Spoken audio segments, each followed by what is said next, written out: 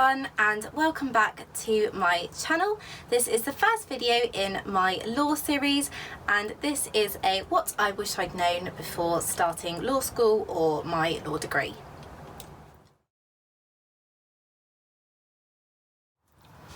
It took me the first sort of couple of months just to work out the best routine of sort of when to start my reading and how long it would take me to read sort of so many chapters at a time and things like that.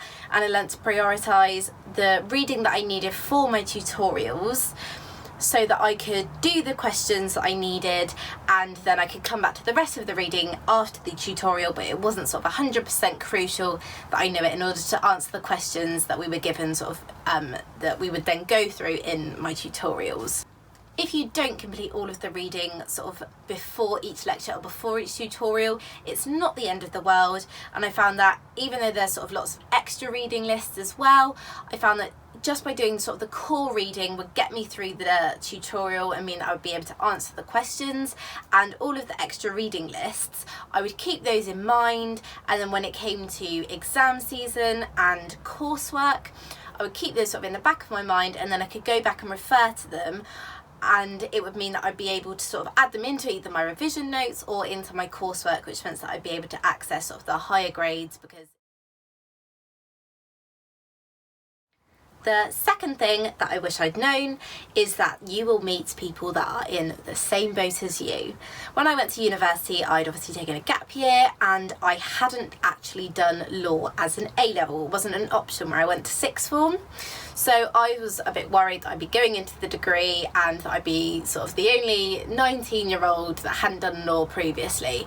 However, I found quite quickly that I wasn't the only one. Sort of there were people of all ages. I think with law it's such a diverse subject that people go into it sort of either at 18 or sort of 38. It doesn't matter. You will also get people who sort of seem to know exactly what they're doing, but really they're just either a bit better at lying and bluffing their way through it, or perhaps they have done it at A level and they just know sort of slight things. But the thing about university is that most courses do teach it as if you've never learnt it before, and there will be certain aspects, especially sort of as you look into sort of more depth at the research and things like that, that they won't have covered at the A level, that they will also need to learn.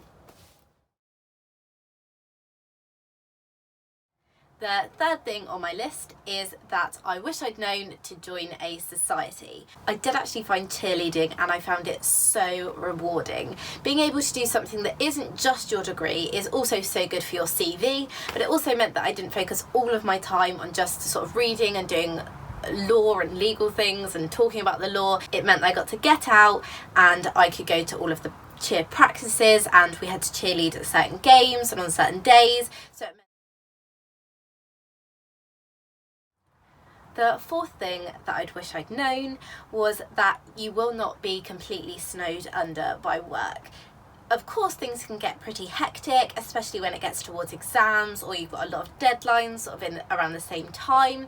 However, it's not so hectic that you're spending all hours of all days in your room sort of with paper up to here worrying. However, if you don't plan your weeks and you don't organise yourself, it can become that stressful and you can feel like you are getting snowed under.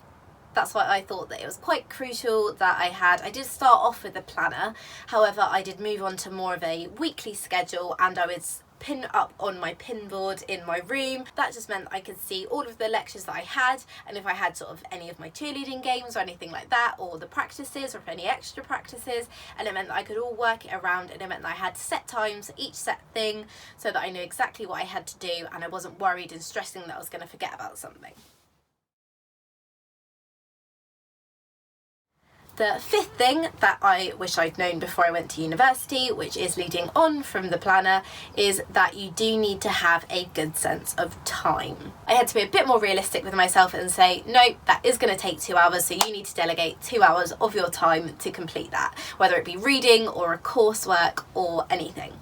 If you are being unrealistic with your timing and you say that something is only going to take you 20 minutes but it does actually take you 2 hours, it does mean that you can start to feel stressed and you can start to feel like you're getting snowed under because you may have planned other things to do afterwards, or it may be that you have to go out somewhere, so you've only allotted the 20 minutes, and then you can start to feel like you're not on plan with everything and you're not keeping up with everything. However, the sixth thing that I wish I'd known is to plan ahead for assessments or exams. So if you know that you've got January exams and you don't start thinking about them or even revising until, say, Boxing Day, you're going to feel pretty stressed out. There is a lot of preparation work that goes behind all of your revision to go up to a law exam. If you think about it, if you need to know the cases and the precedents, those sort of things aren't things that you can learn in a sort of couple of nights. Especially, I know that this year I did actually have an index of around 10 pages of A4 of different cases and statutes that I needed to know for just one exam.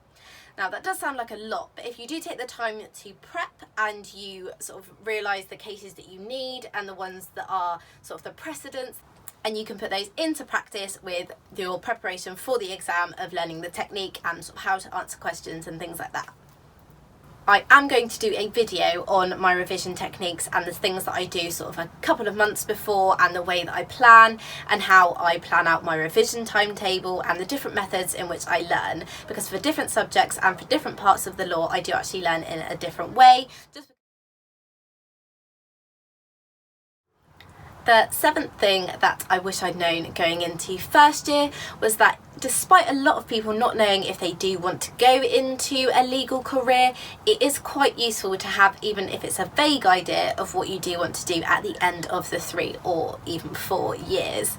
Either way, I think if you do know what you want to do, and even if you don't know what you want to do, you should pick something that you're interested in, because it just means that you really want to learn about it and you'll be sort of more driven to either do the reading or learn about it. And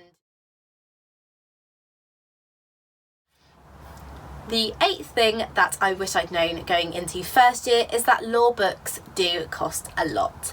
Now, I was warned before going into it that they would be quite expensive, but I thought perhaps a couple of books and maybe £20 each, and that would be that. However, I did learn pretty much instantly that for my 4 modules I would need a book each for each of them, and they would be about £40 each. Some of them can be between £40 and £50. I know that for most books they have different editions, and in most other subjects you can get away with buying sort of the later on and earlier editions. It may just be that the page numbers vary or the chapter numbers and things like that. However, with law, unlike most other subjects, the law does change every year. So I found that it was sort of quite imperative that you did have the most up-to-date book, as it wasn't a problem about the different page numbers, but it was more a problem of the law being still relevant. The ninth thing that I'd wish I'd known before going into first year was that despite law being really intense, and even if you're in law school or if you are doing the law degree, it can be just as intense. If you really enjoy the subject, it is such a rewarding subject, and it really does matter if you enjoy it or not. If you don't enjoy the subject, I wouldn't suggest doing it, just because you won't have a passion for it and you won't enjoy it, and what's the point in doing a degree in something that you don't enjoy? This year I was able to see the difference between the modules that I was really engaged with and I really enjoyed, and that the subject matter really interested me compared to the ones that didn't so much. Thank you for watching the first video in my legal series. This is the first video of many. I will be uploading more videos in the run-up to the start of the semester. I will be doing more videos on when I go to lectures and when I do my revision and how I take notes and the best way that I plan. And that's all in the future.